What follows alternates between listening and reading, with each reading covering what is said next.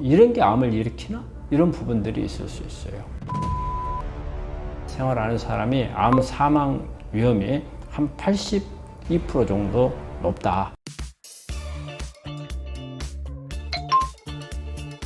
의외의 암 유발 물질 어떤 것들이 있을까요? 의외로 우리가 이런 게 암을 일으키나? 이런 부분들이 있을 수 있어요. 일단 우리가 집안에서 이렇게 볼 때 우리 모기향 뿌리잖아요. 그 아로마, 향 같은 거 집안에 막 여름철 되면 퀴퀴하게 냄새 나고 막 끄급하고 하니까 좀 분위기를 바꾸기 위해서 아로마 향, 라벤더라든지 뭐 로즈마리, 뭐 티, 뭐 여러 가지 다양한 것들 있잖아요. 그런데 아로마 속에는 종류가 몇 가지가 있습니다. 우리가 보통 화학용이 있고, 그 다음에 화장품용으로 쓰는 게 코스메틱한 게 있고요. 그 다음에 의료용, 이제 의료용 같은 경우는 가격이 너무 비싸요. 그래서 이제 일반적으로 많이 쓰는 게 코스메틱, 화장품용으로 쓰는 게 많은데, 이런 부분들은 쓰더라도 우리가 장기로 썼을 때는 혹시 이런 발암물질로 작용할 수 있는 부분이 있어요. 아니면은 암을 성장시킬 수 있는 그런 부분들이 있거든요. 그래서 사용하는 것을 사용하지 말라고 하지는 않겠는데, 너무 많은 사용이라든지 아니면 환기를 조금 잘 시키는 그런 뭔가가 조치를 좀 하고 사용을 하는 게 좋고요. 집안에 보면은 아로마 외에도 뭐 요즘에는 뭐 모기향도 있고 이렇게 밀폐를 시켜 놓게 되면 이 안에 있는 다양한 먼지라든지 눅눅하지 못한 이런 향이 많이 이렇게 있잖아요. 근데 그런 부분들도 영향을 줄 수가 있기 때문에 환기를 잘 하는 것을 권하고요. 그래서 이런 부분들도 할 수 있다는 걸 말씀을 드리고, 그리고 이제 우리가 먹는 음식 중에서도 보면 의외로 우리가 김치 같은 경우는 발효식품이잖아요. 우리 한국에서 대표적인 음식은 뭐 김치인데, 김치는 건강식이라고 생각을 하잖아요. 근데 의외로 김치가 발암물질로 작용할 수가 있다는 것도 생각을 해보셔야 돼요. 특히 이제 오랫동안 묵힌 김치, 그래서 우리가 보통 묵은 김치라고 하잖아요. 우리가 어느 정도 숙성이 된 거와 아주 오래돼서 묵은 김치는 구분을 할 필요가 있어요. 우리가 숙성하게 되면 여러 가지 좋은 미생물들이 있어가지고 우리 장 기능도 좋게 해주고, 또 이 미생물들이 만들어 놓은 다양한 유익한 성분들이 있거든요. 그래서 그런 부분들을 먹으면 좋고, 또 그 안에 들어있는 미생물들이 우리 장에 들어가지고 장을 좋게 해주잖아요.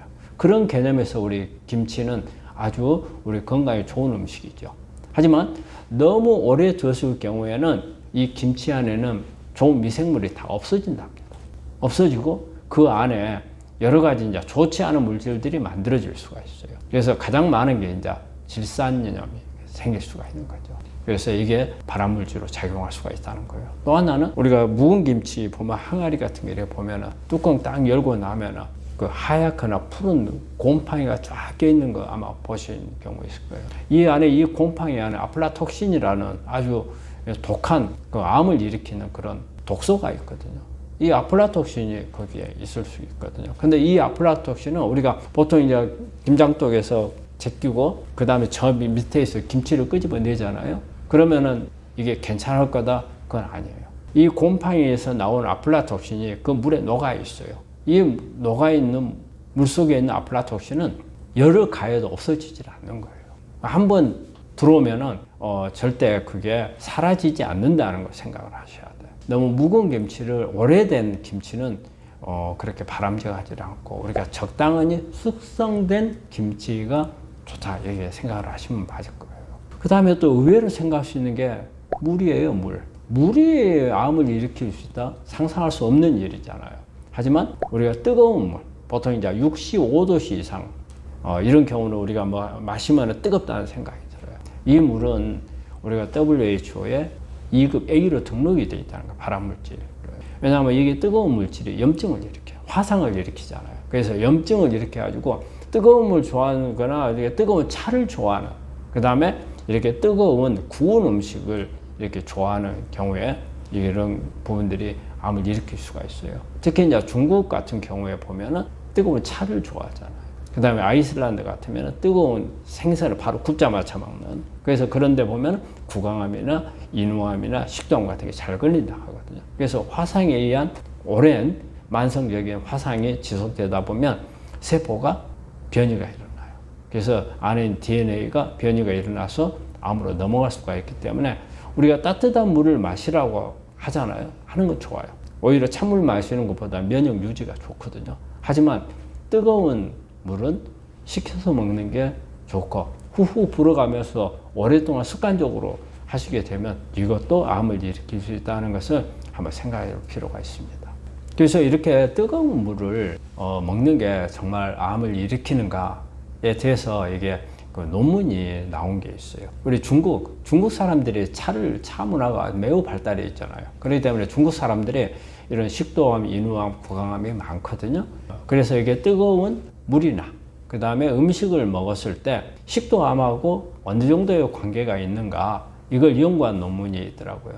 이게 2011년도에 나온 거예요. 지금 2007년 1월 달에서 2010년 12월 달까지 213건의 암 환자하고 그 다음에 이제 대조군은 똑같은 숫자였어요. 213명을 해가지고 비교를 해보니까 상당히 이게 뜨거운 물하고 암하고 식도암하고 관계가 있더라 하는 논문이 나와 있는 게 있고요. 국제암연구소에서 우리가 그 2급 A로 2016년도에 65도씨 이상 물을 많이 마시게 되면 암을 걸릴 수 있다 해가지고 그룹 2A로 분류가 되어 있다는 것을 말씀을 드립니다.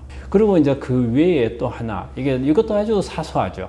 그런데 암을 일으킬 수 있는 가능성이 있는 게 있는데, 이게 2020년 6월 달에 MD 앤더슨 병원에서 보도 자료가 나온 게 있습니다. 여기에서 자마 온콜로지라는 잡지에 논문을 하나 발표했어요. 여기에서 앉아서 생활하는 사람과 좌식 생활이죠. 좌식 생활을 하는 사람과 그렇지 않은 사람 사이에 주로 좌식을 많이 하는 생활하는 사람이 암 사망 위험이 한 82% 정도 높다.